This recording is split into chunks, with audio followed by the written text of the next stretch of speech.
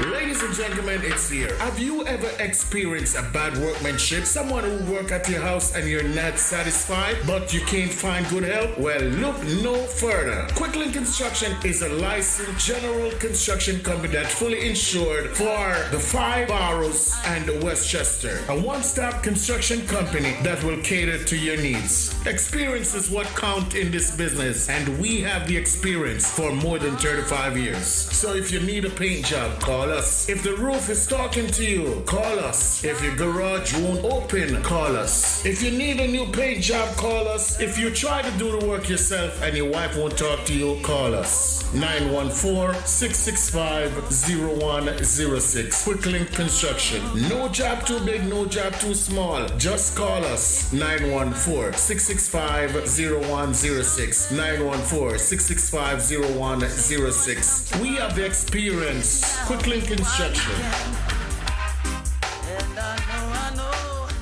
Lovebird Records presents the newly released tribute album from Keith Cole entitled Rock With Me. Rock with me, baby. Rock with me, baby. It's 13 tracks including the astute cover of Delroy Wilson's Who Cares? Who cares? Who is right or wrong? Right. Keith Cole also sings homage to Jabi Bunny Wailer. How does it feel to have been on the ballroom floor? This newly released 13-track tribute album is readily available in record stores and on all digital platforms. It's the brand new album Rock With Me from Keith Cole. Pick up a copy today and help play tribute to these icons in reggae music. Rock with me, baby. Rock with me, baby. Yeah.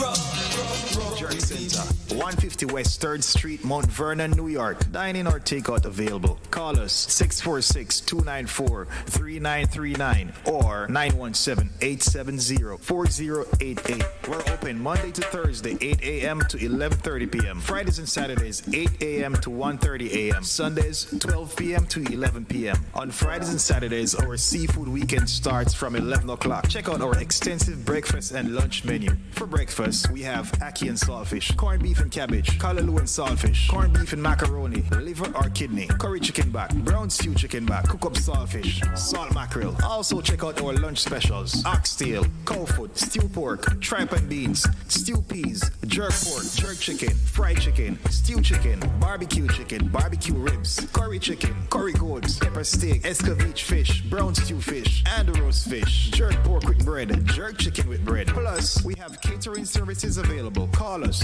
646-294-3939 or 917-870-4088. We also have delivery services with Uber and DoorDash. Check us out on Instagram at CB_Jerk Center.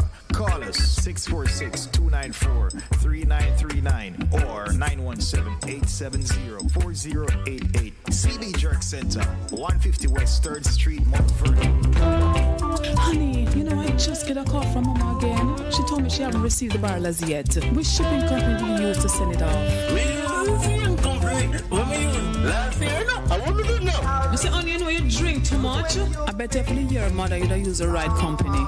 Simpson Shipping Enterprise. Weekly sailing to all destinations. In Jamaica, they go to Kingston and Montego Bay. Also ship to Europe and South America, East Africa, New Zealand, and Australia. We offer door-to-door service to Jamaica, Guyana, and England. Simpson Shipping Enterprise, 17 Mount Vernon Avenue, New York. Telephone 914-663-9216 or 914-663-9218. Yeah, go on like a yeah, mama.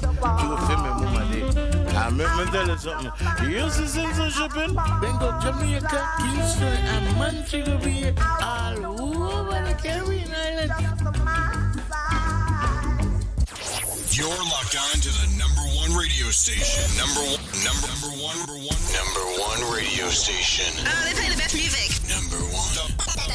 The best music for your listening pleasure. When When you are hungry, come to Kulu Runnings Restaurant, located at 1802 Near Avenue, corner of Wickham Avenue in the Bronx. We specialize in the best Jamaican and American cuisine, serving breakfast, lunch, and dinner. We are open 24 hours, 7 days a week. We offer free in-house delivery, minimum $20 purchase, and we also have Uber Eats. We do barbecue Thursdays, fish fry Fridays, and seafood Saturdays. For more information, give us a call for our address and menu, 718-324-7484. Once again, that's 718-324-7484. Cooler Runnings Restaurant, simply the best Jamaican food.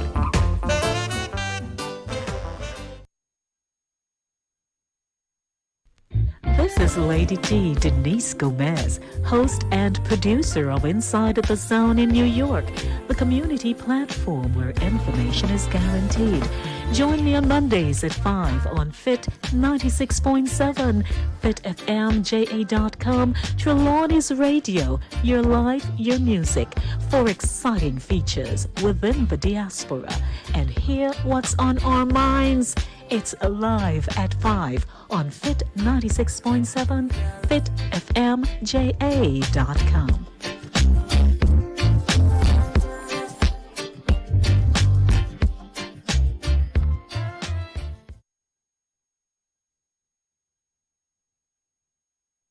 Don't miss How Excellent, Judith Gale's birthday celebration and 8th album launch gala presentation, Saturday, December 9, featuring MC Liz Black, performances from Judith Gale and guests Dr. KJ, Jabez, DJ Nicholas, a fashion show, 5-course meal, lots of giveaways and a prize for the best dressed male and female. What a celebration! Saturday, December 9 at Astoria World Manor. Cocktails at 6 p.m. Showtime at 7 p.m. Contribution $110. Part proceeds in aid of the Judith Gale Ministries Foundation Limited, Jamaica. Visit eventbrite.com for tickets or call for more information. 516-789-7376 or 929-353-3961 or 347-645-3477. How Excellent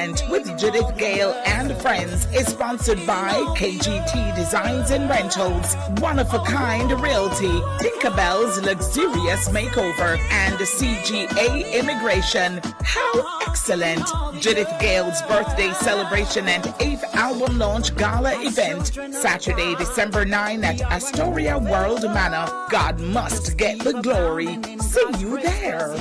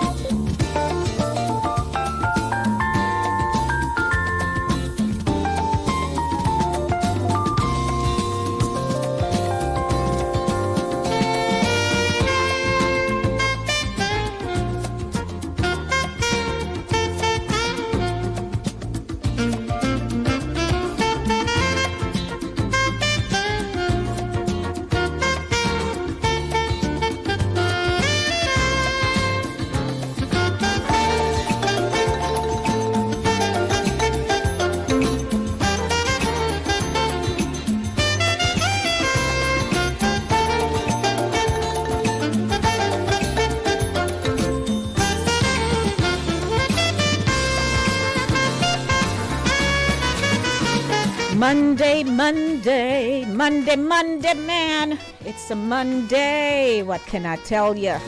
What's going on? What's going on? What's going on? Woo-hoo. Thankfully, haha, we were not washed away here in New York from the torrential rains on Friday through to mid-morning Saturday. I know a lot of basements got flooded and so on, but you are still above ground. You're here and you are well. So I'm not going to worry. You know, I want to just say blessings to everyone. So need I ask, how was the weekend? Perhaps you had a lot of wiping up to do, mopping up to do, you know, layering, all kinds of things to prevent the rain from just taking over your day or days. But I'm glad you're fine. The streets and homes were flooded, boy. You watched it on your television screens or you saw it on your social media apps and you're like, oh my God, where is Carroll Street? I tell you. So need I ask how the weekend was? My weekend? I spent my time wrapped up under my comforter. Truthfully, Fridays are my day off. Or Friday is my day off. So I wrapped up under the comforter and I listened to the rain and as it was doing its pitter-patter thing on my roof. And I was singing in my mind with Ernie. With Ernie Smith. So I trust you're all well. So it's time for me to get the show started. How about that? 18 minutes after 5 o'clock. Good evening, everyone. Good evening, everybody. I am Lady D Denise Gomez, producer and presenter of the show called Inside the Zone, the community platform where information is guaranteed. I'm broadcasting on Linkage Radio 101.7, 104.5 FM. Hello. I'm also on the Linkage Radio TuneIn app. And I'm on the app which is, well, it's called fastcast4u.com. FASTCAST, right? The number 4, capital U.com. Fastcast4u.com. Have you logged on yet? Have you tried? We're pushing the app because you need to be able to just tap and listen to us anywhere you are, on your devices or on your laptop, your desktop, because I listen to it on my desktop when I'm at work.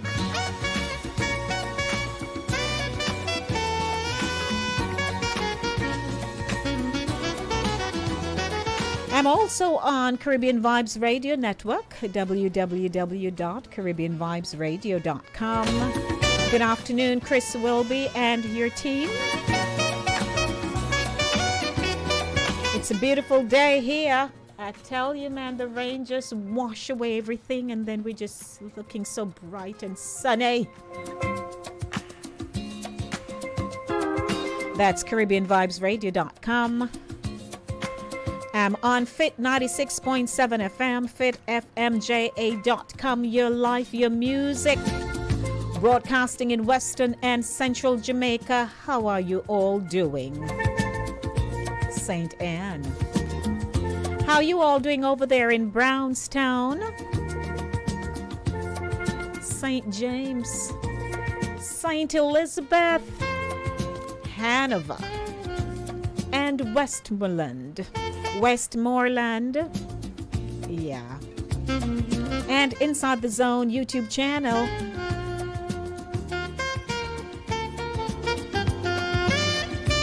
So did I tell you that the Thursday show is going to be broadcast on Friday on Fit FM?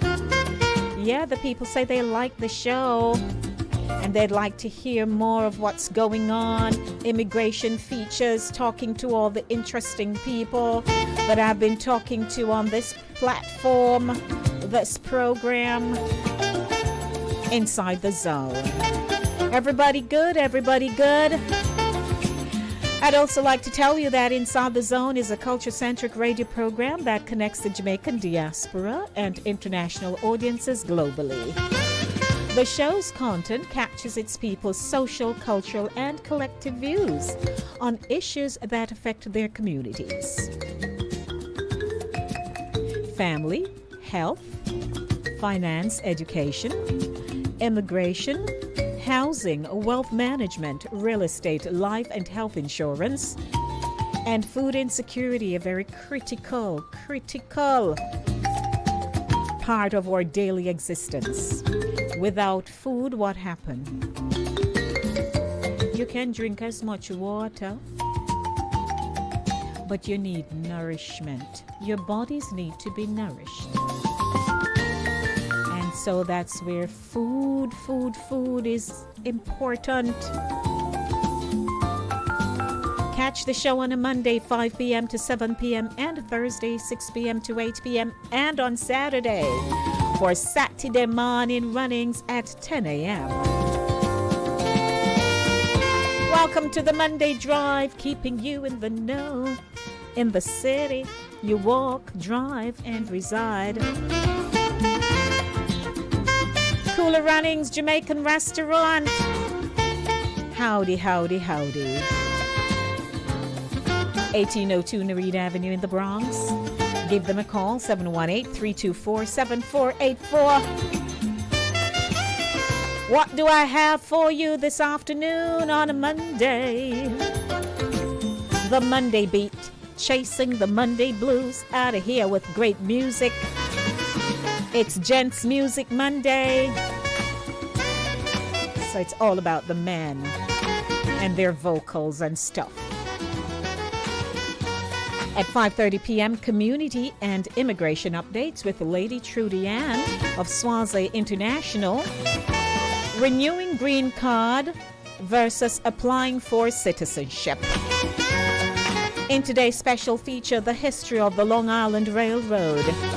Keeping you in the know with news, happenings, and facts at 6 o'clock.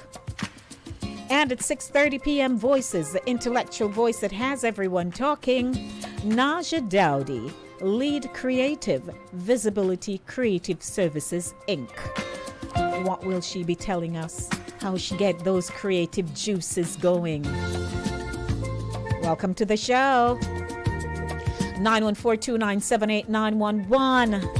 914-297-8911. I'm ready to chase the Monday blues out of here. The Monday blues, when you feel like you can't bother on a Monday. But when you check it out, you have to bother. That's how it goes. Yep. So this is how this is. I'd like to say hi to my YouTubers. You're here. Don't forget, share with at least 5 people.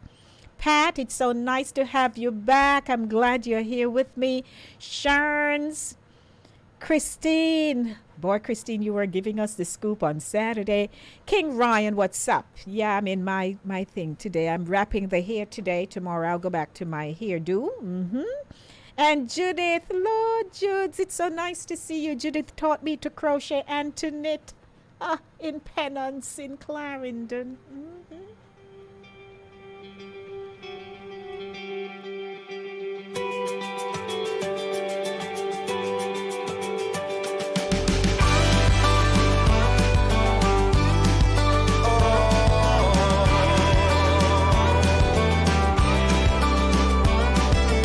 Mississippi rolling like the tide in Alabama, Lynchburg, tea in Tennessee, on down to Louisiana. Sipping on Kentucky, I got Georgia on my mind. Take me back to Carolina when the Lord says it's my time. That gentle breeze makes me think I'm 3 sheets to the wind. When the fireflies light me up right, makes the whole world spin. If sunsets were like whiskey, man, I'd be seeing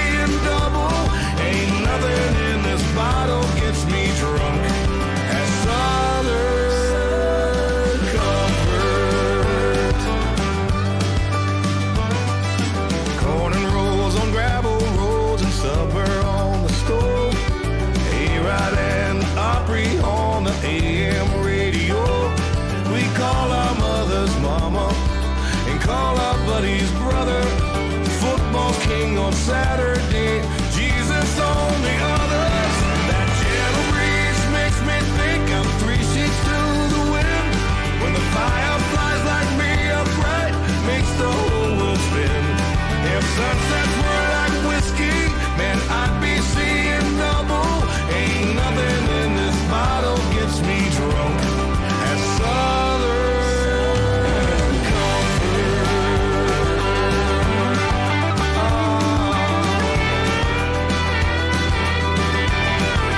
Southern comfort. Can't uproot your roots from half the boots that's in your bones. Born out in the country road, take me home. That gentle breeze makes me think I'm 3 sheets to the wind. When the fire flies like me upright, makes the whole world spin. If sunsets were like whiskey, man, I'd be seeing double. Ain't nothing in this bottle gets me drunk as Southern.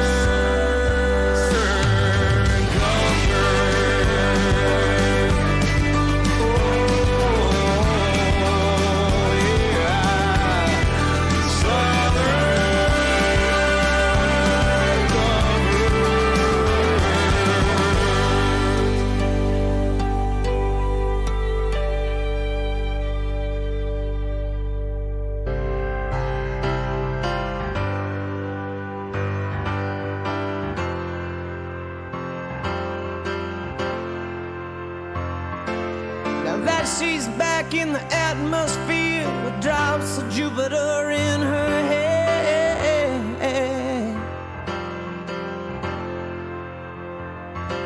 She acts like summer and walks like rain. Reminds me that there's a time to change.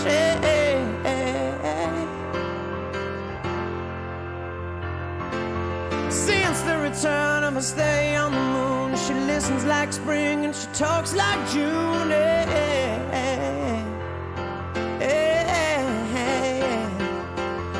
But tell me, did you sail across the sun? Did you make it to the Milky Way to see the lights all faded and that heaven is overrated? Tell me, did you fall from a shooting star? One without a permanent scar, and then you missed me while you were looking for yourself out there.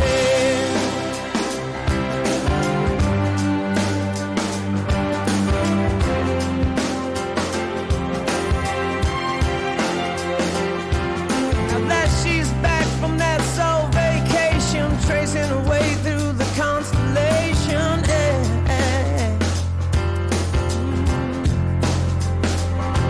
She checks out Mozart while she does Chapo. Reminds me that there's room to grow.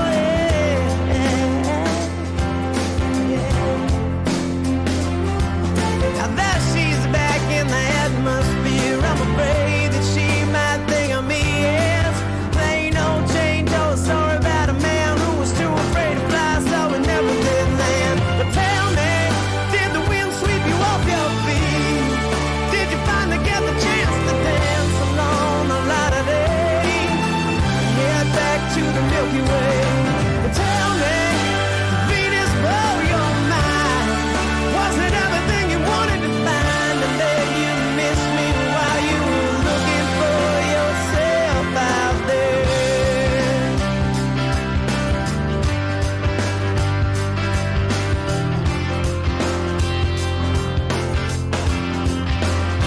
Can you imagine no love, fried deep fried chicken, your best friend? Yes, it's the Monday Drive, keeping you in the know in the city you walk, drive, and reside. Good afternoon to you.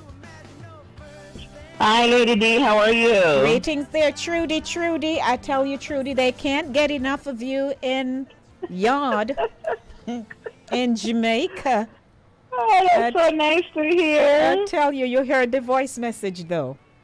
Yes, I was just there, I did with love with my ears. I'm telling you. I mean, poor Julia had to reach out for help. How can I? I tell you. So, It's a pleasure having you. I hope you weren't adversely affected by the heavy rainfall we had. No, I actually canceled my plans. I wasn't out yet, and I saw when I looked through the window and I saw the rain, I was like, "There's no way." After me go through Gilbert, me not go through no more storm in my life. I have company. I tell you. I should have trauma from Gilbert. No, Trudy, I had actually gotten up and was getting ready for work. Aye. You must know. Anyway, that's a whole nother story. I tell you. But it's so good to know you're well, and our audience, they just love you, love how you break down the information for them, and it's so relatable. So what you have for us today, because I know that, a lot of people, because you and I talk all the time about these things. Yeah, ma'am. How they had done it from 19 when and think it still apply for somebody else in 2000 and the 2000s, right? But it's funny, we have another topic of course to discuss, but I'm actually glad you said that because I could just touch on that for a quick minute. So I had a client who called me, not client, I had an individual who called me today, searched for my information online. Excuse me. And saw that I was a non-profit organization. Okay. And asked me for the price. And I gave him the price. Now, before I gave him the price, he said, I called CUNY, and CUNY gave him X and X price. And I told him, but he wanted it free. He didn't have the money. So he's calling nonprofits. So I said to him, nonprofits don't mean free. They may mean a reduced fee than what lawyers choose, than what lawyers charge. But it doesn't mean free. That's right. So if you're going to call a nonprofit, just be on the lookout. They're going to charge you. So I had one person told me, in the 80s, it was free. He paid only $25. And I'm like, that's the 80s. That's over 30 years ago. So I want people to also be aware that just because it's nonprofit, don't let people think, it's nonprofit, it should be free. Nonprofit need to pay, their rent, they need to pay their staff. Of course. They don't get everything. When they get grants, it only covers 80% of their operational cost. I can speak from the choir. Yeah, so just want people to be aware of that. But the topic that we're discussing today is renewing one's green card versus applying for citizenship. Yes, ma'am. So people will come and say, I want to renew my green card. That usually means it's expired. It's been over 10 years and because each card lasts for 10 years. Now, after 5 years, you're eligible for citizenship. Or after 3 if you're still married and you got it through your spouse. So when somebody comes and say they need to renew their green card, that means they've been a green card holder for more than 5 years. Now, it costs $540 to renew the green card, plus the fee you're going to pay somebody to do the work. The green card expires every 10 years. Now, let's say you renew your green card every 10 years for 5 years. 5 times every 10 years, 5 times. That's $540 times 5. That's going to be $2,620 you're spending to renew your green card 5 times. Versus citizenship is $725. So once you've applied for you've paid your $725 and you have done your citizenship, that's it. You don't pay to renew your citizenship, while you pay to renew your green card. So it's a waste of money to keep renewing your green card unless there are extenuating circumstances, such as you have a gun charge, you have a crack cocaine charge, which both charges goes against crimes of moral turpitude. So you may not be able to get your citizenship. Matter of fact, you may not be able to renew your green card if you have those kind of crimes on your record. Now, you have to maybe speak to a lawyer, but off the bat, those are crimes of goes against good moral character and behavior. Now, if you're traveling, if someone comes to me and says, hey, Miss Trudian, I'm traveling or I need it for work, in that case, yes, you need to renew your green card. Once upon a time, long ago, all you had to do was apply for citizenship, bring that receipt to InfoPass, and they'll stamp the green card in your passport to go home or to travel. They're not doing that anymore. Because USCIS is a money-making business. They are a business. So they're doing everything now to get money, and of course, after COVID, everything to recoup money. So if you don't have to renew your green card, if you're not traveling or you don't need it for work, just do your citizenship. Not to mention, when you renew your green card or replace your green card, it's literally taking 4 years to be processed. Okay. So if you have lost your green card, getting that receipt is not going to help you to prove to your job that you are eligible to work in the United States. So, you know, there's various steps. If you've lost it, renewing it, might as well you just do your citizenship. One payment and done in order to save money. Because the goal is, look, times are tough. And even if times weren't tough, you don't have money to be giving immigration here $2,700 every 10 years. That's right. And not every 10 years, 5 times. You don't have money to do that. So just, if you don't need to travel immediately, if you don't need proof to work in this country, do your citizenship. I had a client who met me after she applied to replace her green card. And she met me like 7 months later. I said to her, just do your citizenship. She did her citizenship with me last year. We put it in May. By November of last year, she was an American citizen, and now it's September of 2023. She put in the green card in 2021, and now it's 2023. She hasn't gotten back that green card yet. Oh, dear. So it's taking at least 2 to 4 years for the green cards to be returned to people. Yeah. And for those, and you know, I tell you, people are listening because you and I know that there are a lot of people who literally refuse to apply for citizenship. They are misinformed. Yes. About this whole citizenship thing, because that's how they refer to it, or they have to go give up their nationality and a lot of things. But now that you're breaking it down and the cost to it. So that's an argument I hear all the time. And for years, I've heard people say, oh, me not on citizen, what. And I was like, you can tell something, Lady Denise. The moment that 4 year, 9 months came upon me to do my citizenship, you were on it. I did it. I was on it. Not because I wanted to throw a stone behind me. Nope. I love my country, Jamaica, like cook food. However, it makes no sense. You work so hard to pay all that money to get the green card and don't do the citizenship. The reason you do the green card is to become an American citizen. That's the holy grail of getting your papers. It makes absolutely no sense for you to get your green card and then say you don't want to get your citizenship. Like, basically, let me break it down, people. If you have only a green card, you are still a Jamaican. Same so. So when you leave America and go back to Jamaica, say, oh, now I got Jamaica for 7 months or 2 years. No. You are Jamaican in Jamaica. You're not an American. So they will take that green card away from you if you overstay it in 6 months. Yes. Not to mention, if you're a green card holder, say you get into some problems here, whether it's a drug charge, gun charge, whatever. I'm hoping you don't. You are a Jamaican national getting into trouble in America. You will be deported. However, if you are an American, if you get citizenship, you are an American citizen.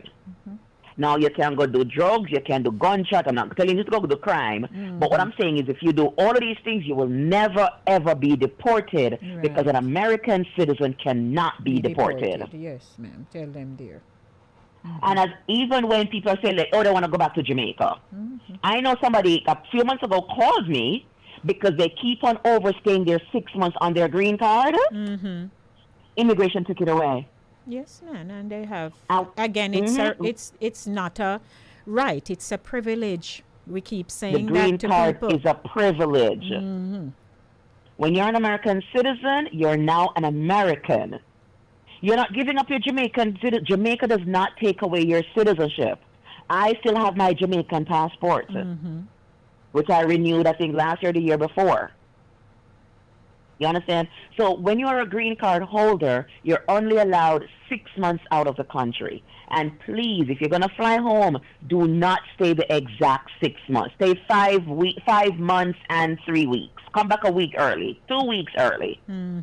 If you're a citizen, you can stay out of a year. If you want to stay longer, you just have to apply for the extension to stay out of the country. Yes. But more than nothing, they're not really gonna give you a problem if you stay longer than the 1 year as an American citizen. But as a green card holder, you run the chance of them taking away that green card at the airport. You know, it was just recently, a few months ago, that I had to deal with that situation for someone. Yeah, the mother was Lord, the green card expired like some over 2-3 years, and then she was in Jamaica.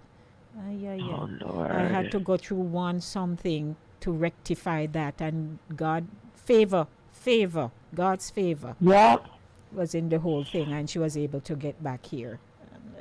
I love my people. I love my Jamaicans very much. But people on a head tough, on a hard ears. I agree. On a hard ears. Yeah. Because they listen to the village lawyers, the village immigration lawyers. You understand? And I'm not knocking anybody who have a business. No. But people, know the laws for yourself. You understand? If you're not speaking to somebody like me or a lawyer or whatever, still go and know things for yourself. Don't depend on, even me. Don't depend on me to tell you everything. I'm going to try to make sure I don't make mistakes. But just suppose me say something wrong one time. You're going to say, oh, Miss Trudy did say. No. Look into it for yourself. Go on USCIS. But sometimes they don't want to go on there and read. They don't want to read anything for themselves, Trudy, me telling you. They don't. And granted, I'm not going to tell people the wrong thing. But even myself in telling some Jamaicans, me did hear from my cousin did do this, and I was like, okay, but puss and dog not the same luck. Same, sir. Yes, people may have gone over the 6 months years ago. I know people who stay a year in Jamaica on the green card and nothing happened. But I also know of other people, like the client who called me last year, I think he's still stuck in Jamaica. He has gotten a lawyer who he kept on doing the extensions and filing the I-131, the travel document to come back into the country. I think after 2 times that he did that, U.S. Embassy in Jamaica said no. They denied him. Red flag, yeah. And he's in Jamaica calling. I said, guys, you've got to be, got to have sense. Stop thinking because you're Jamaican, you're invincible. And let's be honest, as Jamaicans, we believe we're invincible. Nothing can touch you. Right, Trudy. So how can they contact you, Trudy? So they can reach me at 929-312-1161. That's 929-312-1161. I'm also on Instagram, Suarez International or Trudy Ann. You can look me up.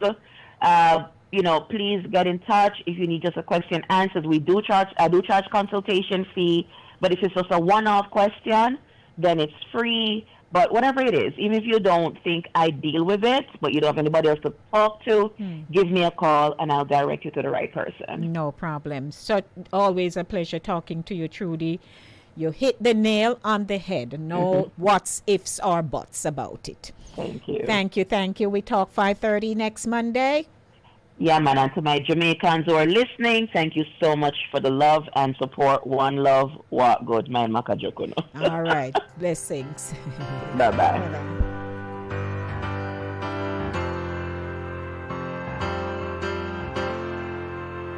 Community and Immigration Update with Trudy Ann, Lady Trudy Ann. On a tech telling, listen, and stop thinking that you know. You don't know enough. It's a Monday Drive, keeping you in the know in the city you walk, drive, and reside. 5:46 p.m. Linkage Radio, your budding and buzzing station, 24/7, 365 days for the year.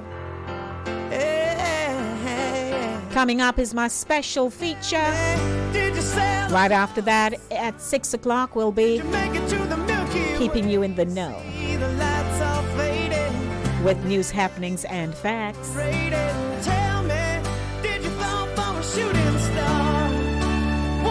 LIRR, Long Island Railroad. What you know? How much you know? Everybody good on a Monday?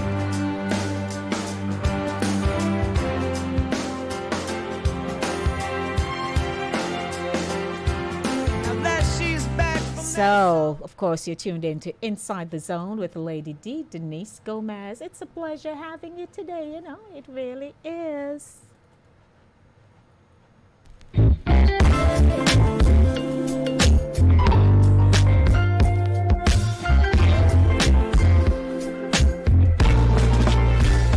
For 2 days, the 5 o'clock hour is hot on Fit FM 96.7, www.fitfmja.com. Your life, your music with Lady D, Denise Gomez, Inside the Zone. Catch me on Monday at 5 p.m. for the Monday Drive, keeping you in the know in the city you walk, drive, and reside. And on Friday, yes, at 5 p.m. for Center Stage, the platform where voices are heard and people connect. From abroad to yard, Trelawney, me love her.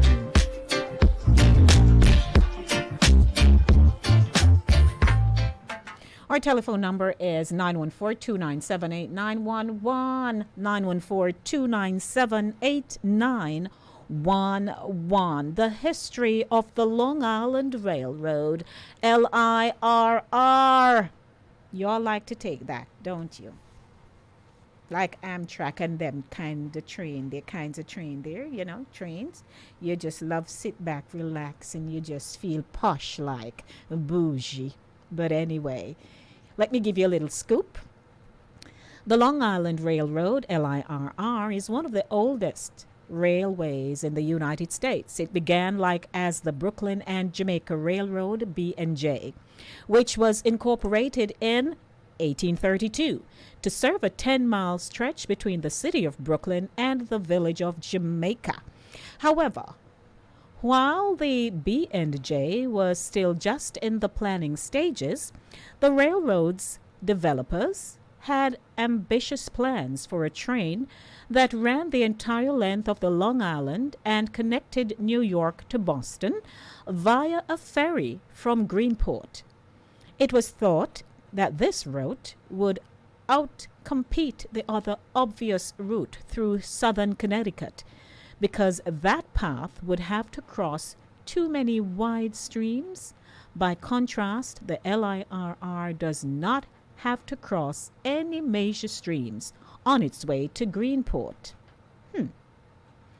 With the plans in place for an island-spanning railroad, the Long Island Railroad was chartered in 1834, and the first section between the Brooklyn waterfront and Jamaica opened in 1836. From there, the train tracks expanded eastward, reaching Hicksville in 1837, Deer Park in 1842, and finally Greenport in 1844. Operation between the Brooklyn and Greenport began on July 29, 1844, and reduced the travel time between New York and Boston from nearly 15 hours down to 11. Oh my.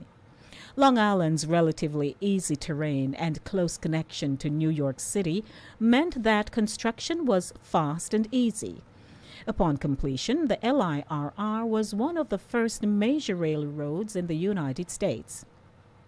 It started service only a few years after the country's first railroad, the Baltimore and Ohio, commenced, and the system was virtually complete decades before the great railroad tycoons would amass their fortunes in the West. In fact, the name Long Island Railroad is the oldest continually used railway company name in the United States.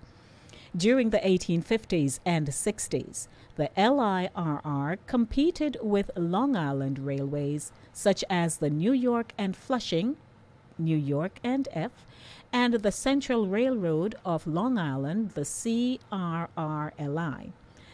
The NY and F was the LIRR's first competitor, beginning operation in 1854, and a route between Flushing and the ferry terminal in Long Island City. The two companies competed for 13 years until NY and F was bought by the LIRR in 1867, eventually becoming the modern-day Port Washington branch. The Central Railroad of Long Island served many of the local villages in Nassau County that the LIRR bypassed on its way to Greenport. But by 1876, the LIRR had bought the railroad as well. As the 1870s came to a close, the Long Island Railroad had eliminated all of its major competitors and formed monopoly control over rail service throughout the peninsula. However, the economic recession of 1893 to 1897 caused ridership to plummet, and by the end of the 19th century, the LIRR itself was bought by the giant Pennsylvania Railroad, the PRR. The PRR owned thousands of miles of track from Chicago to New York, and for a brief period even operated a special express service from Penn Station to Montauk, fully equipped with dining and lounge cars for wealthy vacationers traveling to the Hamptons. In 1905, the Pennsylvania Railroad used some of its mammoth fortune to modernize large portions of the Long Island Railroad through electrification and grade crossing elimination projects. The following 3 decades would be the LIRR's high point, both in terms of service quality and the extent of tracked miles. Not only did the Pennsylvania Railroad electrify large sections of the LIRR, with the New York City area electrification project being completed in 1913, but PRR also completed major grade crossing eliminations. For example, the Atlantic branch of the LIRR, which runs between downtown Brooklyn and Jamaica, had 50 grade crossings in 1897. By 1907, a combination of elevated viaducts and tunnels were built, and the line became fully grade separated. Wow. A surprising relic from this era of railroad expansion was the LIRR's introduction of through running service into Manhattan via the subway system. Between 1909 and 1917, Long Island Railroad trains served the financial district of Manhattan by traveling over the Williamsburg Bridge and into the JC Subway Tunnel to Broad Street. This highly modern level of railway integration exists today only in Tokyo, and it is one of the crowning achievements of their transit system. But an early version of it actually existed in New York almost 100 years earlier. Bingo. Unfortunately, beginning in the 1940s, the Long Island Railroad began to face increasing competition from highways and the automobile, which created a downward spiral of declining ridership, decreasing revenue, and deteriorating service. During the post-war years, at least 22 different branches, spurs, and cutoffs of the LIRR were abandoned, sold off, or even burned down. Some of these branches, like parts of the Rockaway Beach branch and the Manhattan Beach branch, were incorporated into the New York City subway system and the A and B and Q trains, respectively. However, other major rail corridors were abandoned altogether, like Whitestone Branch that served the Queens neighborhoods of College Point and Whitestone with passenger rail until 1938. And I'm winding down for you. It's quite an interesting read, wouldn't you say? The rapid ascendancy of the car after World War II caused cascading bankruptcies for rail companies across the United States. The New York region was not immune from this destruction, and in 1949, the Long Island Railroad went bankrupt. Although it was still owned by the mighty Pennsylvania Railroad after the LIRR's bankruptcy, the PRR stopped subsidizing the LIRR. This led to a series of deadly crashes, branch closures, and service reductions throughout the 1950s and 60s. Even the LIRR's majestic terminal station in Manhattan, the original Pennsylvania station, was demolished to build Madison Square Garden. By 1970, the Penn Central Transportation Company, formerly the Pennsylvania Railroad, filed for bankruptcy. Prior to this, the LIRR was acquired by the MTA from the Pennsylvania Railroad in 1965 and incorporated into New York's regional transportation network. In the decades following the LIRR's incorporation into the MTA, the railroad has seen a gradual but steady resurgence. By and large, service stopped being cut by the 1970s, and in some places even expanded. New electrification projects began in 1968, and by 1987 the main line had been electrified from Mineola to Ronkonkoma, and the Port Jefferson branch had been electrified from Hicksville to Huntington. Service slowly increased on the non-electric sections of Rail 2. For example, in 1963, there was one train running between Riverhead and Greenport per day. In 2018, there were 4 per day. Today, the LIRR is the busiest commuter railroad in the country, serving almost 350,000 daily riders over 11 branches. And throughout its 188-year-long history of mergers, expansions, and bankruptcies, it has kept its original 1835 name, the Long Island Railroad. Yes, interesting history for you. In my special feature this afternoon, right here on the Monday Drive, keeping you in the know. In the city, you walk, drive, and reside. It's Gents Music Monday. Coming up in a few minutes, keeping you in the know with news, happenings, and facts. My name is Lady D, Denise Gomez. How are you, everyone?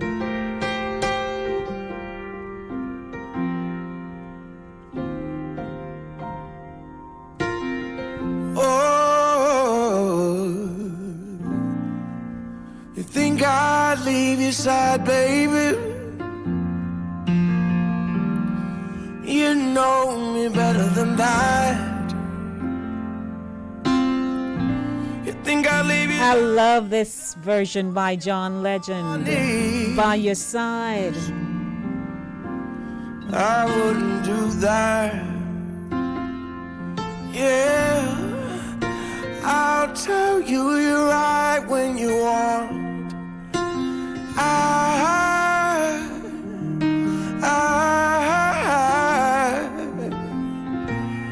And if only you could see into me.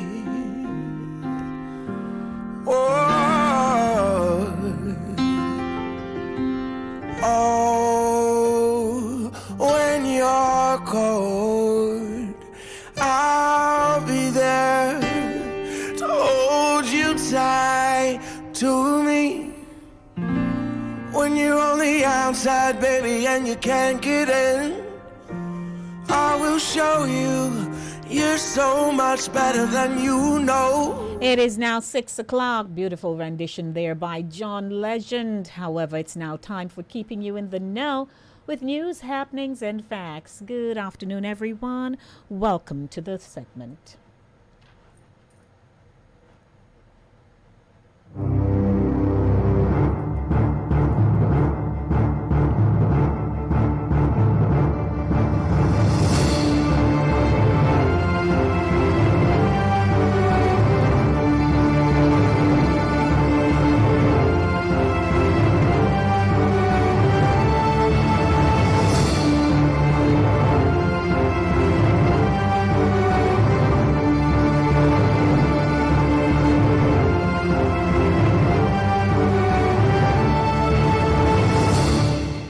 Keeping you in the know with news, happenings, and facts is brought to you by Cooler Runnings Jamaican Restaurant, 1802 Nereid Avenue in the Bronx. Good afternoon. Out of Junction in St. Elizabeth in our Jamaican news.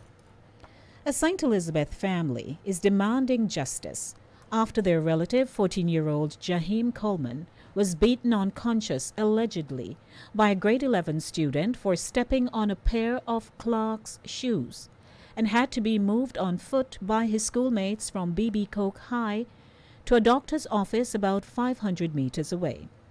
The incident, which happened on Thursday about 2:45 p.m., has generated widespread debate on violence in schools. The incident prompted emergency meetings with school administrators, the board, police, and Ministry of Education officials Thursday night and again on Friday at the Junction-based school. Coleman's mother, Chantel Goulburn, is demanding that her son's aggressor face the necessary punishment from not only the school but also the law. And I quote, "I need justice. I need the student to get punished because I could stay anywhere and hear that my son died at the school. I need the school to deal with it. I need the law to deal with it. I need this to go to the Ministry of Education," end quote, she said outside the Mandeville Regional Hospital on Friday morning. Her son has been admitted at the hospital with a swollen face and is awaiting scans to determine the extent of his injuries. Quote, "He's supposed to do a brain scan. He did an X-ray on Thursday. The doctors said they see a sign of air behind his brain, so they are not really sure of anything yet until he does the scan," end quote. Coleman's aunt and Goulburn's sister, Tamika Holness, explained. The mother described her son's condition when she visited him at the hospital on Friday. "He's talking, but the light is affecting his eyes, so he has to have it covered.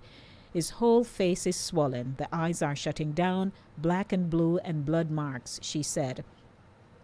The Jamaica Observer was told that shortly after the dismissal of classes on Thursday, Coleman and another boy were among students collecting their phones when the older boy accused the younger boy of stepping on his Clark's shoes. "He made a bad step," Coleman's aunt said. The older boy is accused of pushing Coleman to the ground, beating him, and stepping in his face. "He fell, hit his head, and got knocked out, and then the student was stepping in his face. It is very sad to see that you can send your kids to school and to get a phone call like that," the aunt said. She claims the school security personnel didn't report the incident to school administrators, resulting in her nephew being taken by his peers on foot through the busy town of Junction to seek medical attention. It is Jaheim's friends who had to walk with him, pick him up, and walk with him through Junction town to bring him to a doctor, she said. She claimed that efforts to contact school officials on Thursday led to a distasteful phone call conversation between herself and a woman who she identified as a teacher at the institution. "We were trying to get in touch with the school, but we got a teacher's number. We called her trying to get the principal's number. Her response was, 'I am not the principal. I am not the dean of discipline. How did you get my number? You are not supposed to call me.' And all that, so I'm thinking, as a teacher, you could have dealt with that better," said the aunt. "You could simply tell us how you're going to get in touch with the principal," she added. Head of the St. Elizabeth Police, Acting Superintendent Coleridge Minto, said the grade 11 student was brought into the police by his mother for questioning. And Goulburn said she met with school administrators Friday morning. "We went to the school and they said they are going to call a meeting with the boys' parents. The police also went over there. They said they're going to take it from there. I have to go back to the police station," she said. Chairman of the school's board, Setani Holness, expressed shock at the incident.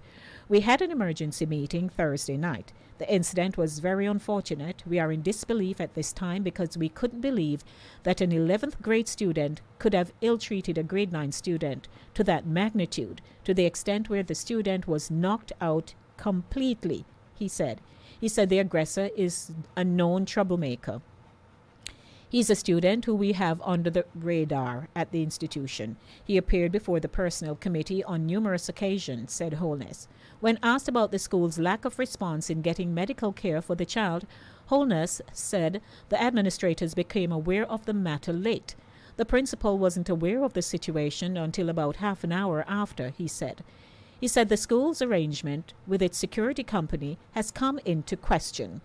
In terms of the security at the gate, what the security should have done when the incident took place, they should have reported the matter to the Dean of Discipline, who would report the matter to the principal so that the school could have attacked very quickly, explained Holness.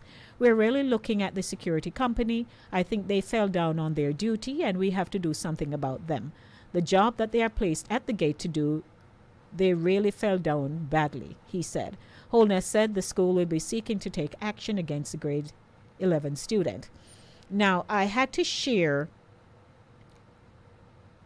this article because it gave you the background of what actually happened. Now, since then, there have been subsequent headlines coming out on this.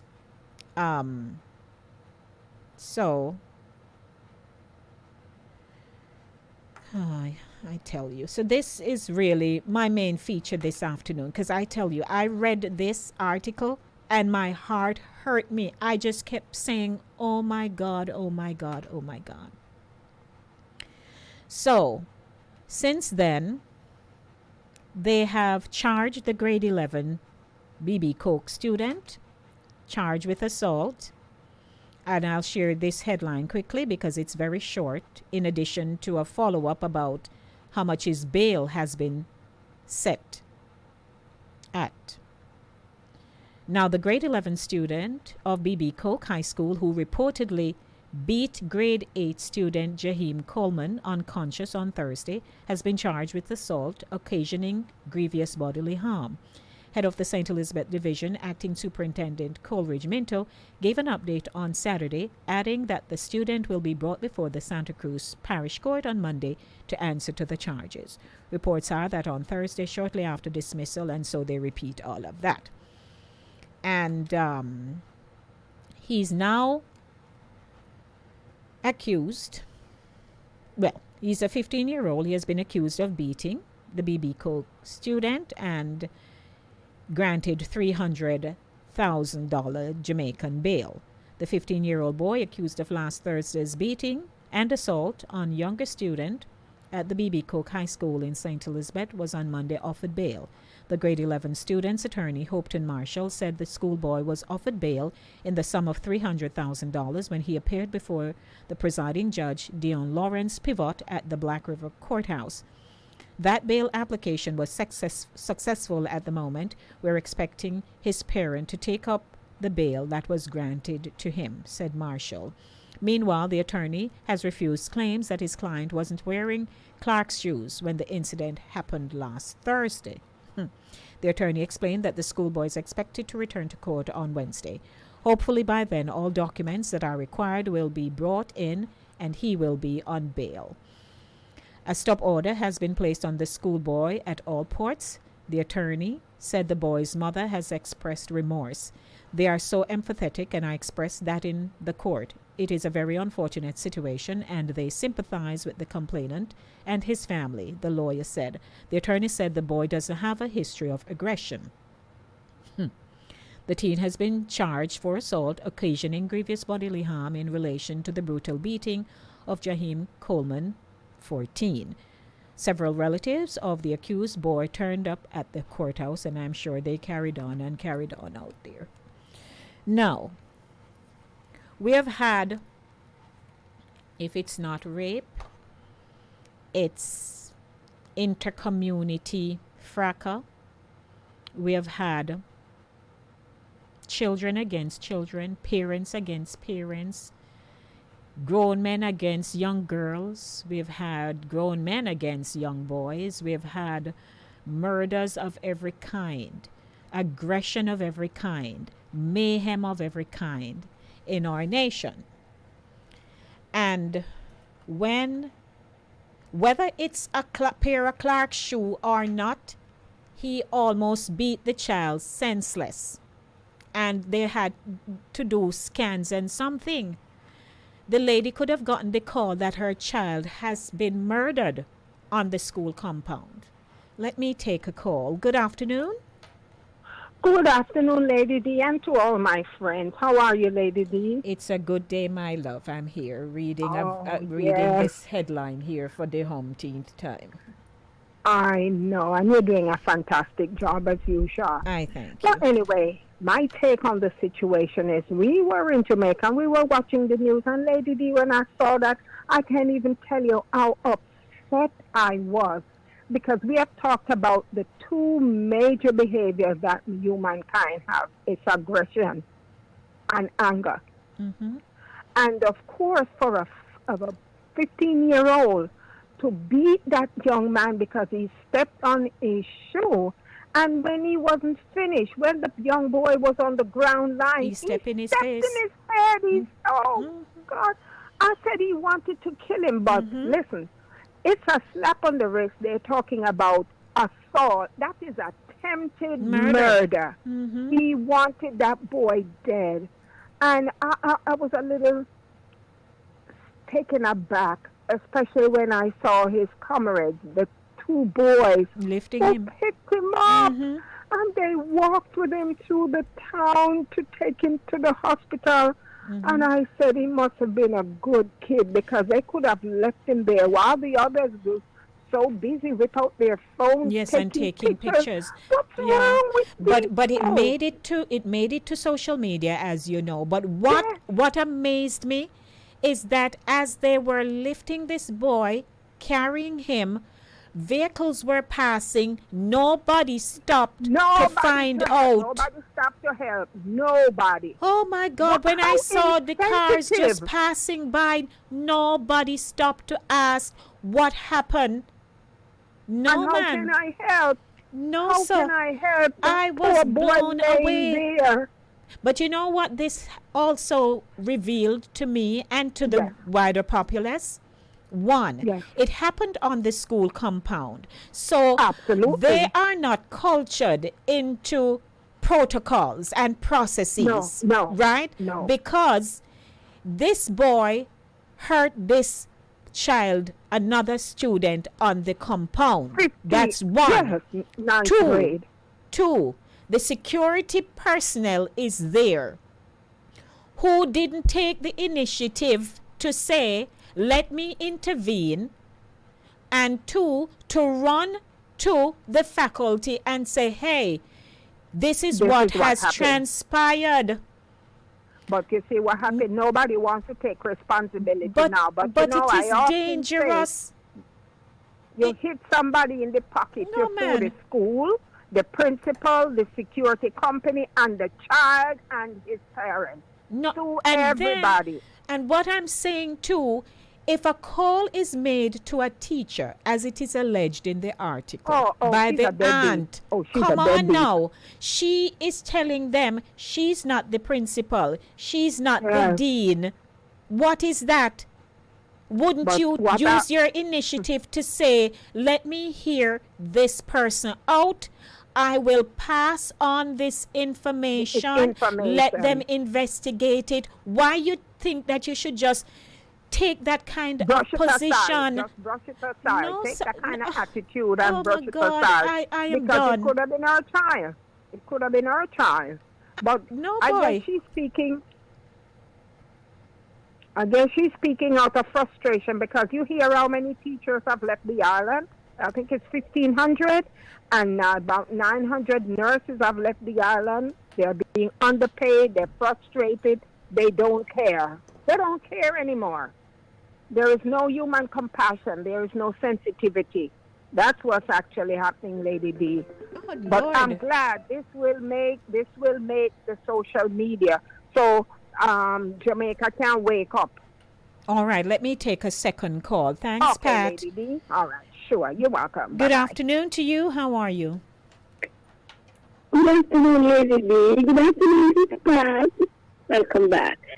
Lady D. Yes. I was groaning when I heard you said, the part of the movie said, they have some costumes. We can hardly, Gloria, just a moment.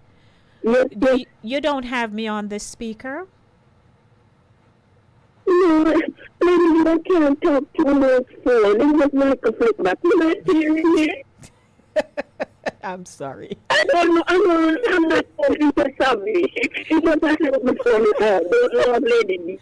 But I can Gloria, it is worse. We can't hear you. It is so bad. You're gonna have to call me back. Or find another location to call me from in the house, okay? All right, she'll have to call me back. 914-297-8911.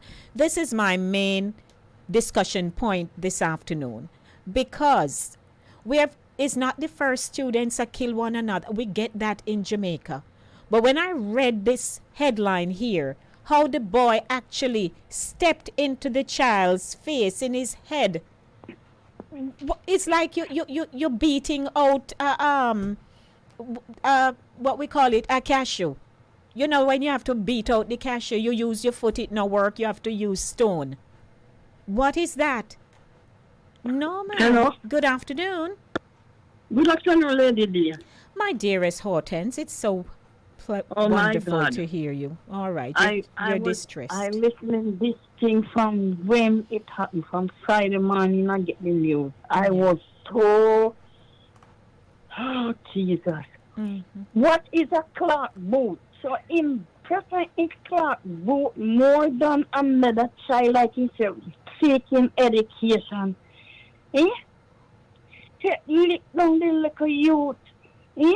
Because him a bully. Mm-hmm. Now, what I also observed is that the parents are claiming that he's pretty much an okay child, but the school administrators are saying that he's a problem child and he has appeared before them several times. I don't know exactly. I don't know if they had not executed any disciplinary actions against him or what. So they waited now until intervention for it to get here. I know the whole of Jamaica talking about it.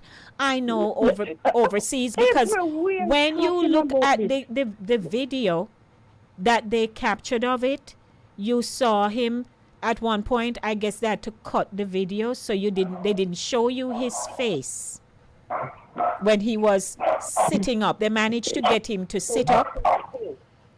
So, I want to hear, what is the condition of him now? You don't hear that? Well, the condition of him. They were going to do CT scans and things like that. So, the mother had said that they were waiting to, get that done, and then they would know. But they said they saw, a pocket of air somewhere in his brain there, which is not even a good thing. Listen, man. Jesus Christ. Let me acknowledge the second caller. Good afternoon. Yes, lady, do you hear me better now? Yes, ma'am, but hold your thought. Yes, Hortense.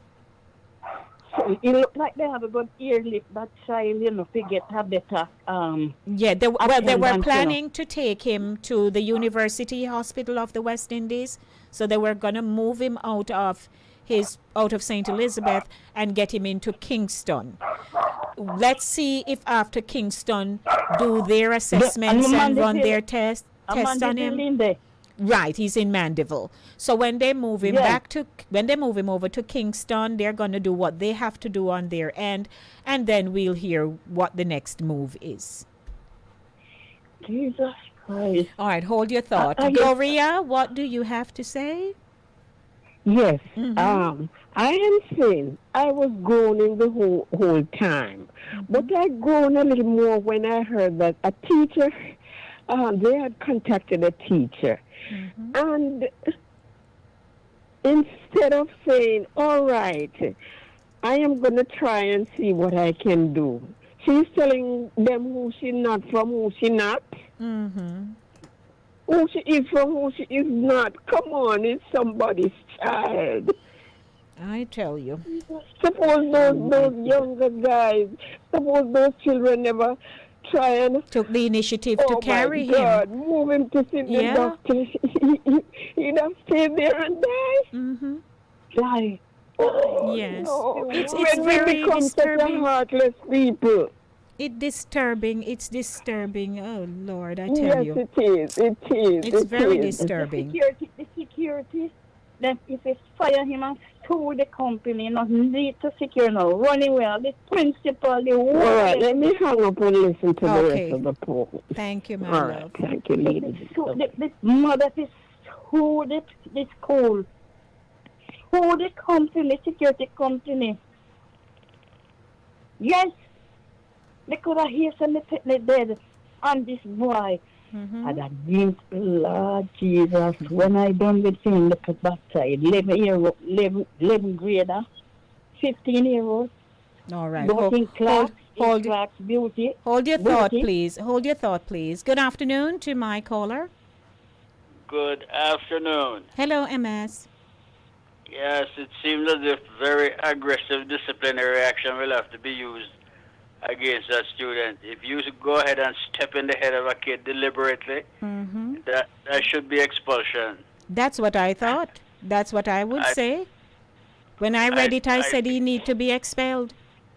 Yeah, I think that's where he's headed now.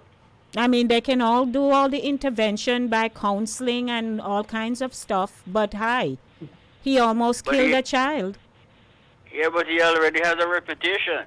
They know that, Miss. He has had a reputation of bad behavior. So it looks like it's going to hit him real hard this time. Oh, my God. I tell you, when I read it, I was blown away. Yeah, the news media has been reporting it very aggressively, you know, because you turn on to RJR and you hear it repeated quite a few times. No, man, it's bad. It's very bad. Well, yeah, I have never seen behavioral patterns like this. Well, they've had stepping in the guy's head. Yeah, I mean, we've had we've had teacher and student face off. We've had students having their face off moments too. But this one here, man, it shake everybody up. Yeah, that's way too much. Yeah. Well, thank you all for participating. I do have an interview feature coming up at 6:30.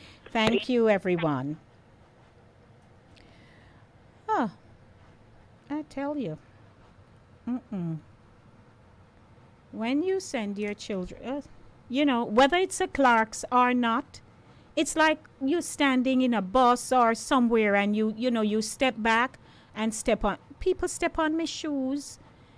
Sometimes they even squeeze the big toe, and all you can say is, "Aye," you know, and they apologize, and you say it's all right. What you gonna do? What you going to do? Fire up big lick and turn out into a brawl?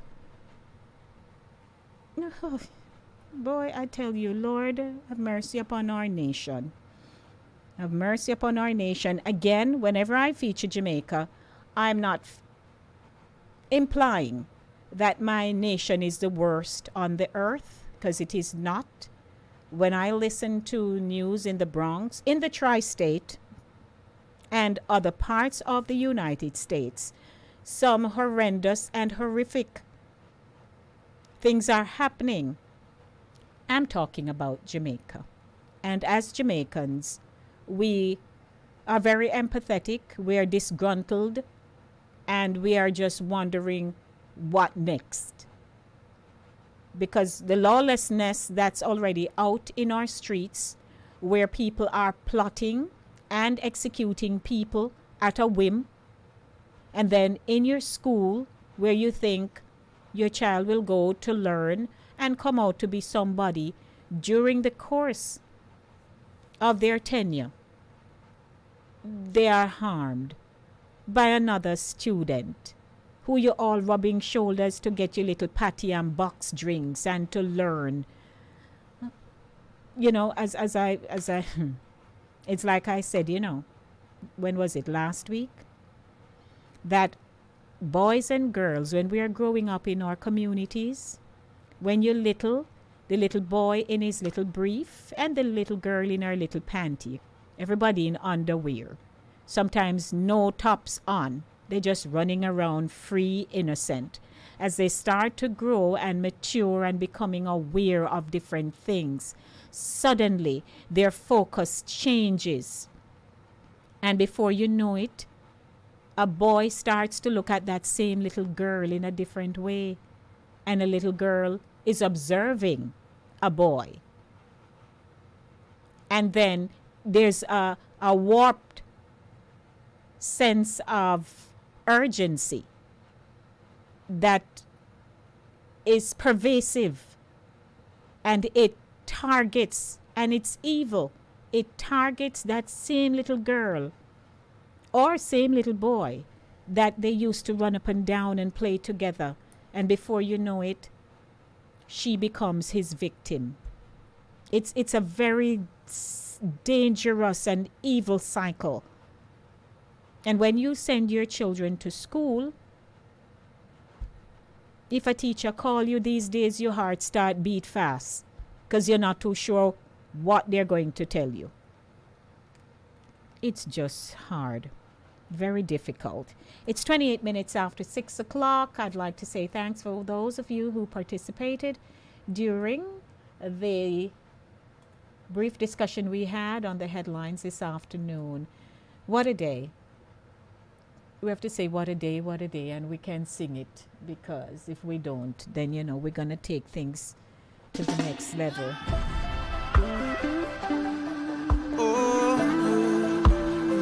Gents Music Monday. I'd like to say good afternoon to Fit 96.7 Caribbean Vibes Radio. This is Linkage Radio. Because the heart of the battle is sweeter your victory, yeah.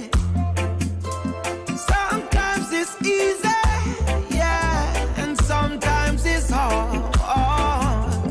But who knows better, does better. In the end, reaps all rewards, yeah, yeah. Cause some people die without living out their dreams. Sometimes you'll cry,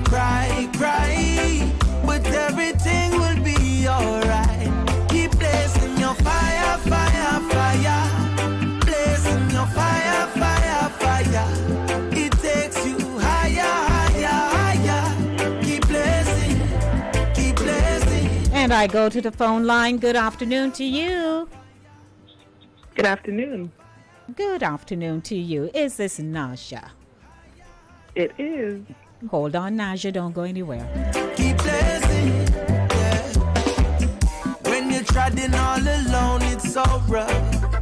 And still I fight the fight, oh yeah.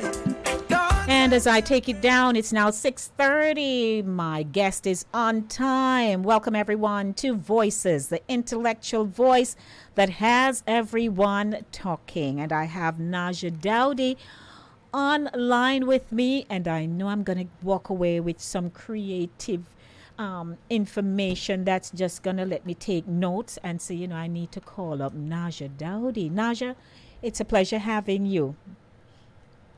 Thank you for having me. Of course. And you know something, you're calling me all the way from Oversa to over here. So I don't know how much patois you know, but I could say over Yasso. Would you be able to know? Yes. Okay. So welcome. You know, you're in the right segment at the right time. Voices, the intellectual voice that has everyone talking. And your intellectual voice will be empowering my audience this afternoon. Would you like to say hi to anyone before we start our conversation? Oh, just hello to all the listeners. Okay, not a problem. Ladies and gentlemen, let me introduce Naja Dowdy, a Toronto native. She's a lifelong creative with a deep passion for the arts. Her journey began with a love for vibrant colors, movement, and sound. Expressing her creativity through visual arts and dance is how she spent most of her formative years, while always dreaming of eventually being a business owner one day, and it has come to pass. I tell you, are you ready for us to get into the discussion now? Because I want to know so much more about you. It is now 6:32 p.m., so let's start our conversation, Naja. Your business, Visibility Creative Services, Inc. You're the founder and lead creative. I would like to know, when did you start this business and why? Okay. Well, I started the business in 2021 during the pandemic. And I had just finished working at my last corporate role. And I sort of just thought, if not now, sort of when? You know, I've never had this moment of pause or sort of the stillness to be at home for this long period of time. So, and since it's something I always had dreamt of doing, I thought, let me give it a try now. Oh, very nice. And, well, when I looked at your website, you know, I said, okay, I could see colors, I could see shapes, and I saw a format, and I said, well, she seems to be quite the designer. So you describe yourself as a graphic designing, art directing, creative, idea generating soul. Could you tell me about your creative processes and your clients and their response? Sure. First, thank you for the feedback. You're welcome. Well, I would say, I mean, my process follows a lot of the same process as other graphic designers and art directors and things of that sort. But one thing that I recognize now about myself after receiving feedback from different clients is that I have a knack for, you know, figuring out sometimes what a client wants, even when they don't express it maybe as completely or as fully as they can. Mm-hmm. And I've gotten that feedback from multiple clients. So it's a gift, obviously, and, you know, and I've accepted and recognized that, and it is very helpful because not everybody can maybe explain what they've envisioned to you. Mm-hmm. So just recently, actually, I had a client say to me, like, you went into my brain and figured out what I wanted, and then you put it here, you brought it to my website. So that's always, like, really good to hear. Well, that's nice because you're right. A person may have an idea, but they don't know how to express it. And that's your role. You have to pull it out of them and then put it together. So, of course, you know, I laud you for that. Great job. But was it a little unnerving for you to start your business? Definitely. Since I was about 15 years old, I always worked, you know, for businesses. So, you know, my paycheck comes every 2 weeks, you know, or every week, so I know when the money's coming in. Mm-hmm. So I think that was one of the biggest things to get over, is just being comfortable with not having that particular form of stability. Mm-hmm. So, okay, but when you finally started, did you get jobs right away from, you know, your prospective clients? Yes, you know what, I'm very grateful. I have like the best clients in that they're always passing the word on. So word of mouth has been really big for me. Mm-hmm. To the point where, you know, initially I didn't even really have to solicit clients. Oh. I they would always have a steady flow of referrals from people. Mm-hmm. So, you know, that was really good, and that sort of helped with the initial startup, so that I had clients right away, and I was able to, you know, just get the ball rolling. So our audience understands, what exactly do you do?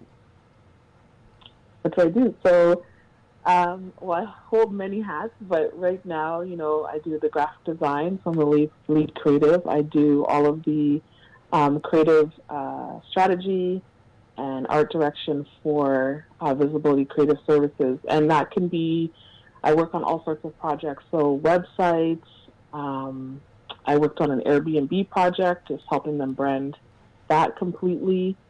Logos, you name it. So just sort of anywhere you see design or anything creative, that's what I work on. And if they are young persons, well, let's make it in a general sense. If there are people listening who they think they have that creative edge, but they really don't know how to get into it, what would you tell them? Well, there's so many tools now, more than when I went to school. Right.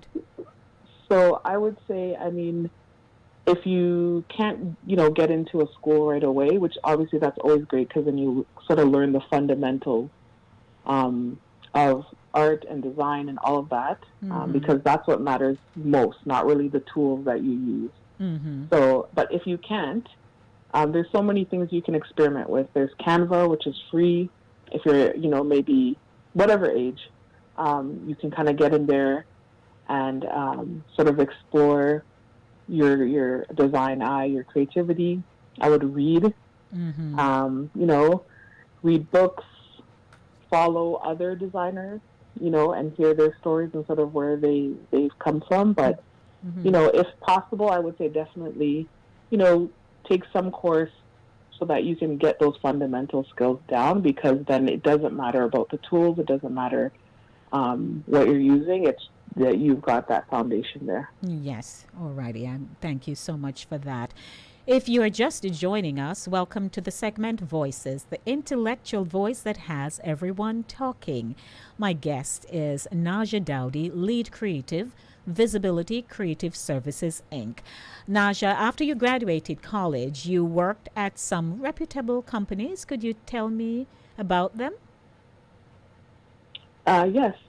So the first company actually I worked for was a nonprofit called CANASA, which was a nonprofit for the Security Association in Canada. And I mention them as well because that's where I got my first break into the field. And so I worked there for about 2 years, learned a lot, and then I moved on to working for SiriusXM. Okay, nice. The Canada leg of it. So that was a really cool experience. A lot of other young people. So, that was just the perfect time. I was in my late 20s, early 30s. So it was a great experience as well. Lots of additional work perks, you know what I mean? Being able to go to shows and all sorts of things like that. So that was a real fun experience. And then from there, I moved on to Bell Mobility. And I worked in the marketing department there. And yeah, I can honestly say for all of the experiences, I was blessed with really great people that I worked with in my immediate team. And that's not always the case, when you go into these different environments. So I'm grateful for that.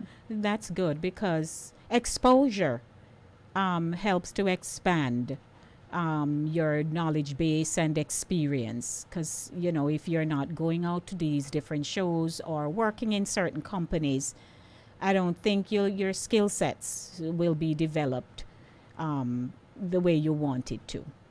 So I would think that people who are listening, they need to make themselves a little more visible and go out and meet other people, go to different shows, trade shows, what have you. Agreed? Agreed. Agreed. Definitely in this field, yes. Yeah. Now, after you graduated college, where did you go to college? I went to George Brown. Okay. And you worked at these companies and, it has been a good run for you. I know that you are a Toronto native, but your parents are from a famous country. Which country is that again? Jamaica, of course.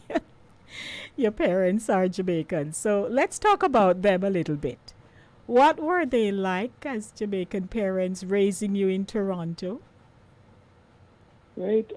You know what? I'm sure there's many other people who have the same experience in that when you're first generation, you tend to still grow up with the same customs and teachings that your parents grew up with. Right. So it's like you're still being almost raised in Jamaica, because in your house, it's like this is a Jamaican household.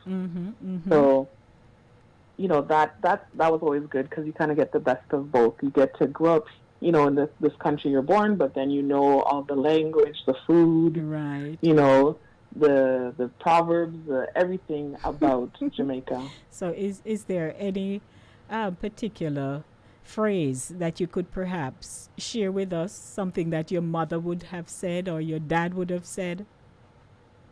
Okay. In their accent. Yes. Well, I always remember the what is it? Craven dog always losing bone. That one I remember. Oh, Craven dog. And okay. And scornful dog, yam dirty pudding. That one I remember as well. Okay. And you do know what it means, of course. Yes, I do. Alrighty. And you know, your childhood in Toronto, what was that like?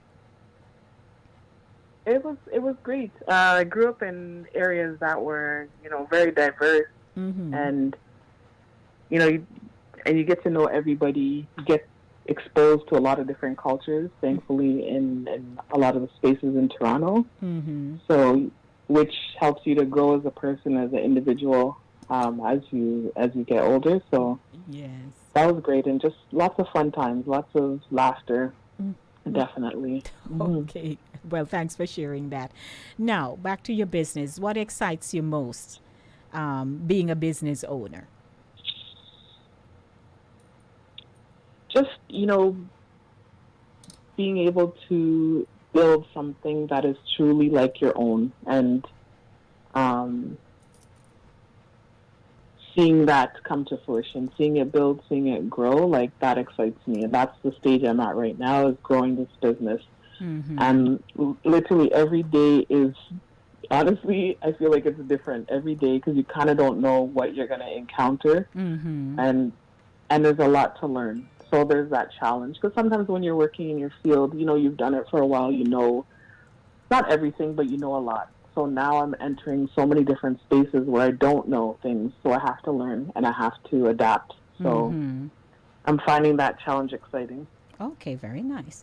And, you know, when we open a website, sometimes, for example, if we hear a business, say there's a business called Music Today.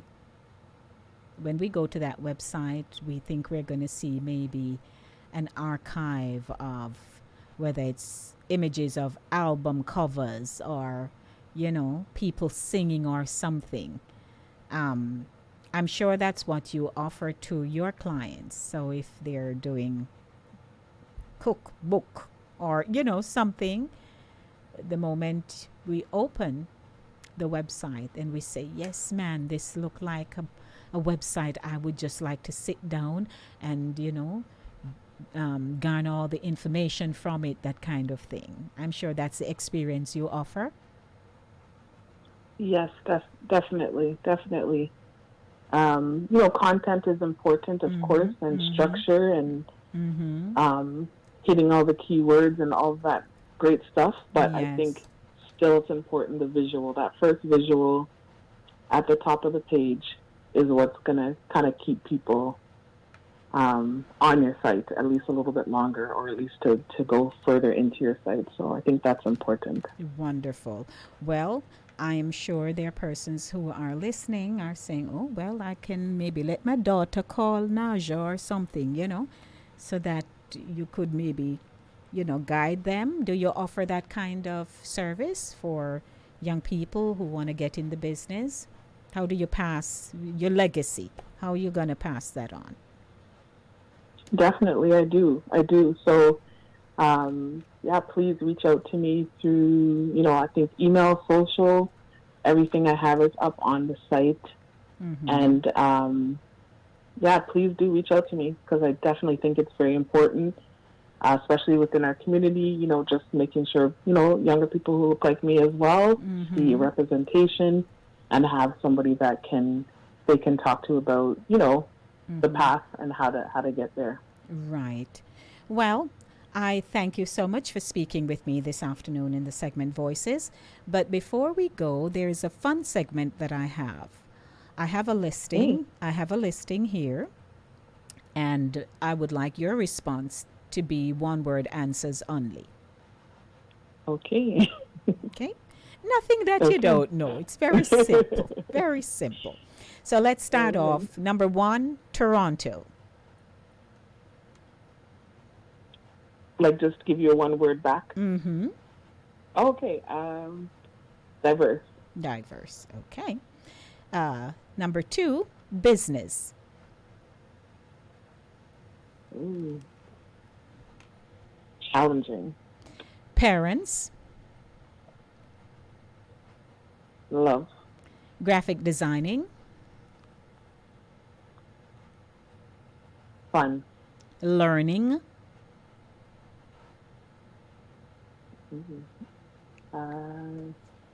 Continuous. Structure. Foundation. College.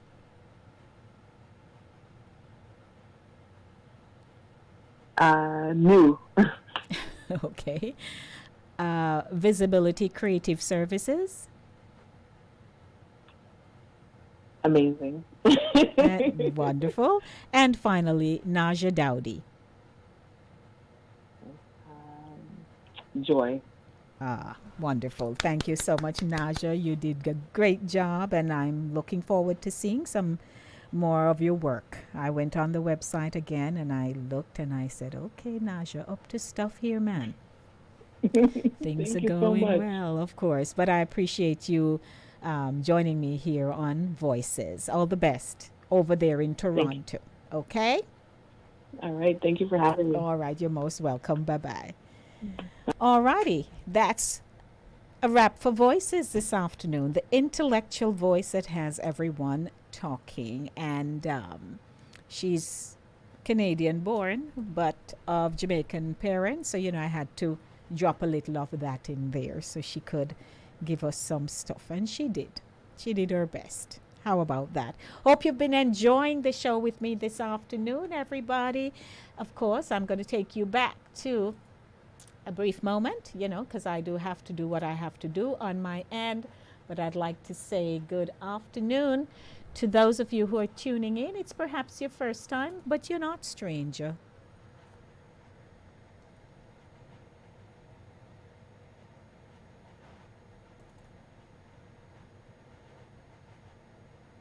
When you are hungry, come to Kulu Runnings Restaurant. Located at 1802 Nerid Avenue, corner of Wickham Avenue in the Bronx, we specialize in the best Jamaican and American cuisine, serving breakfast, lunch, and dinner. We are open 24 hours, 7 days a week. We offer free in-house delivery, minimum $20 purchase, and we also have Uber Eats. We do barbecue Thursdays, fish fry Fridays, and seafood Saturdays. For more information, give us a call for our address and menu, 718-324-7484. Once again, that's 718-324-7484. Kulu Runnings Restaurant, simply the best Jamaican food.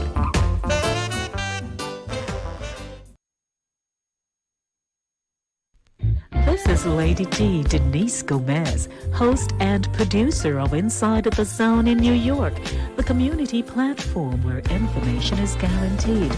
Join me on Mondays at 5 on Fit 96.7, FitFMJA.com, Trelawney's Radio, your life, your music, for exciting features within the diaspora. And hear what's on our minds. It's live at 5 on Fit 96.7, FitFMJA.com.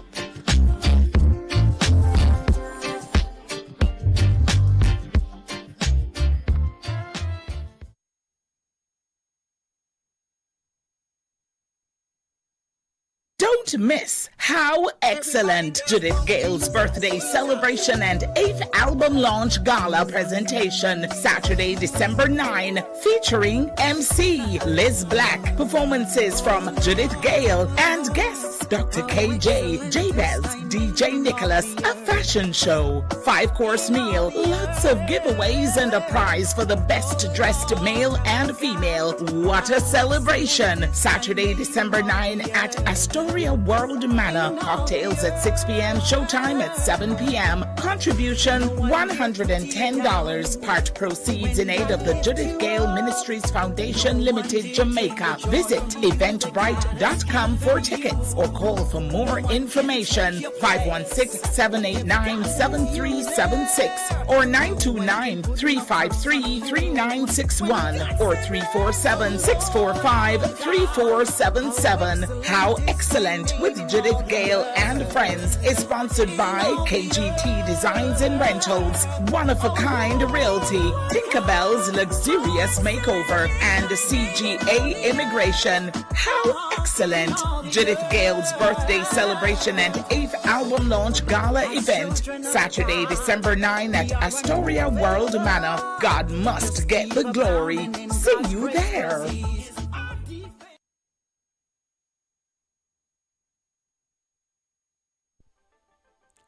Hi, I'm Lady D Denise Gomez, and I have exciting interview segments and features inside the zone. For recording artists, you can sing. Well, Inside the Zone, second Thursdays at 7:30 p.m. is for you. Writers, share your story, no man. In From the Author Zone on third Thursdays at 7:30 p.m. Male Zone has unbelievably juicy stories of love, heartbreak, and triumph. 7 p.m. has never been this good. On Mondays, it's news, talk, engaging features at 7 in the Monday Drive. And Center Stage has everyone talking on Thursdays. Be a part of the show. Email me insidethezone@gmail.com or call me 914-304-2592.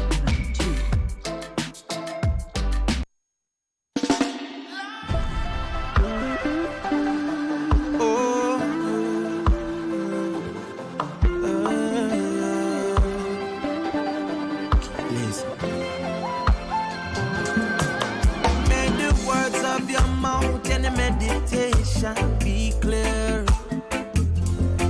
because the heart of the battle is sweet as your victory. Yeah.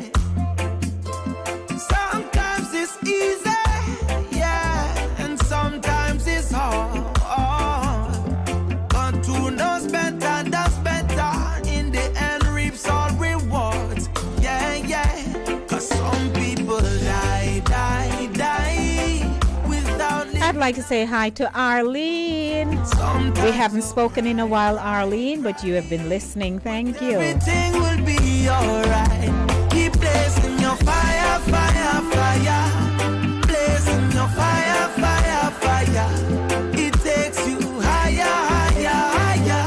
Keep blazing, keep blazing.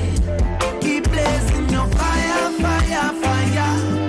Blazing your fire, fire, fire. It takes you higher, higher, higher. Keep blazing, yeah. When you're treading all alone, it's so rough. And still I fight the fight, oh yeah. Don't let them break your stride. One blessed life, make the best of your time. Hello, my sisters, you're important. Protect your mind, soul, and conscience. Don't you dim your light for no one else, not even yourselves. So go and live your life. It's not as hard as it seems. There's no time to cry. 'Cause everything will be alright. Keep blazing your fire, fire, fire. Blazing your fire. Good afternoon to you. Good afternoon again. Hey. I have to say the music industry owe you big time. You're tell playing you. great music like that on the air. You're going to expand your market. Okay, and I'm here to do just that. Thank you, MS. You're doing a great job. All righty, I appreciate it. Thank you. Good, okay. Blessings.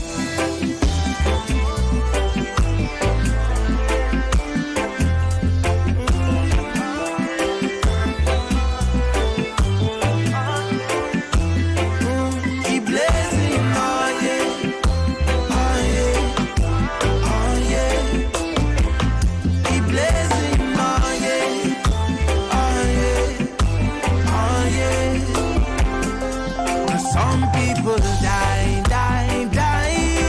without living out their dreams. So go and live your life. Everything will be alright. Keep blazing your fire. Blazing your fire. It takes you higher. Keep blazing your fire. Good afternoon to you. Good evening, my sister. How are you? Good. Just saying hi and bye. Good evening Oh, to you and Arlene. everyone. Yes. Thank you. It's a while, Arlene. Hello. I'm I happy know, to but hear you. You're always in my heart. You know you're my sister and I love you for life. Yes, ma'am. I love you too. Thank you. All right, so you have a blessed evening, and I second that gentleman. The music great, everything great. You always do your best, and your best is good enough. Thank you, dear heart. I appreciate I it. love you. Love you, my sister. I gotta run. Blessings. All right, later. Bye-bye. Alrighty. So I want to say good evening to everyone tuning in with me this evening. As we say good evening this evening. So welcome everybody, winding down beautifully on a Monday afternoon here in the Bronx and Mount Vernon and where else again? A whole heap of places.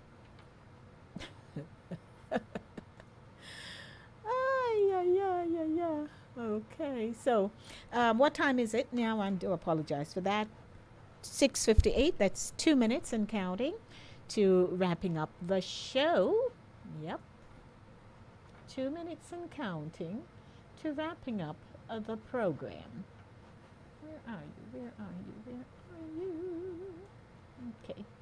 2 minutes and counting to wrapping up the show. And, okay.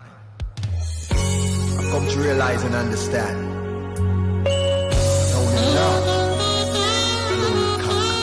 Wind beneath my wings. It's the reggae version. Must have been cold there in my shadow. To never have sunlight on your face.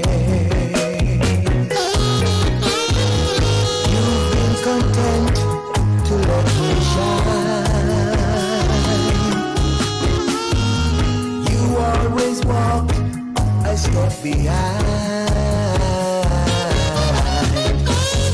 And I am the one in all the glory.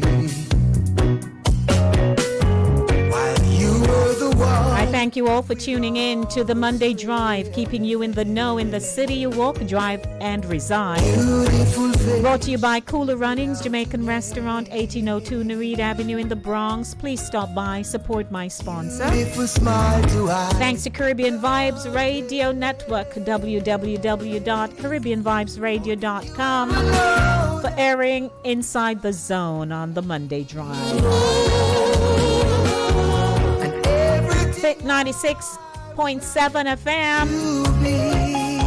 How are you over there in Trelawney?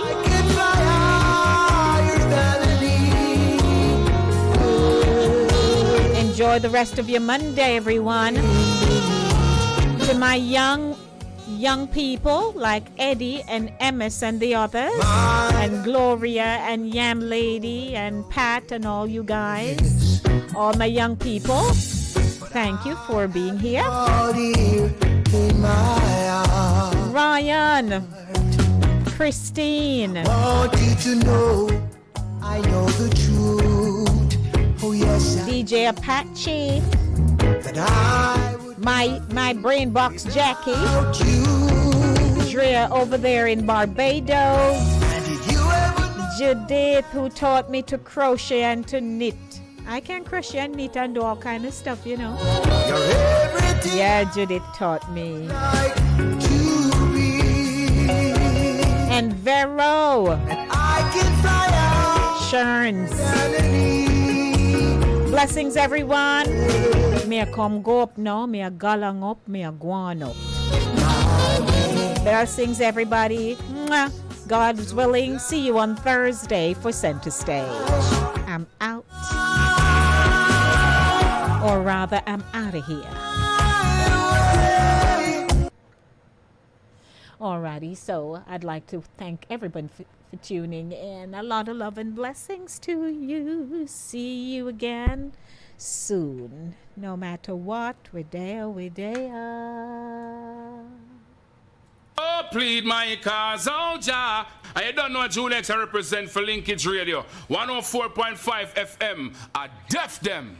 New York, I introduce the best ice cream factory located in Mount Vernon, 408 East Sanford Boulevard. Call and place your order at 914-699-1349. We also do delivery from 5 p.m. to 10 p.m. We have the most Jamaican flavors. Grape nut, pistachio.